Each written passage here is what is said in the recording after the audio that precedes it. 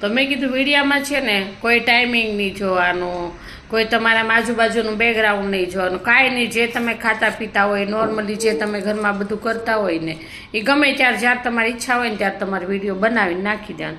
આ જો હું ચા પીઉં છું ને તો ત્યારે ચા પીતા પીતા બનાવી નાખ્યો અને વિડીયો નાખી દેવાનો. એમાં શું વાર લાગે વિડીયોમાં?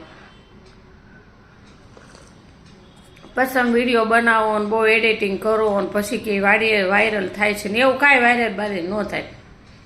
જે તમે કરતા હોય ને ઘરમાં એ નેચરલી જ નાખવાનું એટલે વિડીયો ઓટોમેટિક વાયરલ થઈ જાય. હા જો મારે કાંઈ છે વિડીયામાં કાંઈ ન હોય તો મારા વિડીયા કેટલા વાયરલ થાય છે એમ ધીરે ધીરે થઈ જાય. મને કે લે તાર વિડીયો બહુ વાયરલ થાય છે, એક બેન મને કહેતા હતા.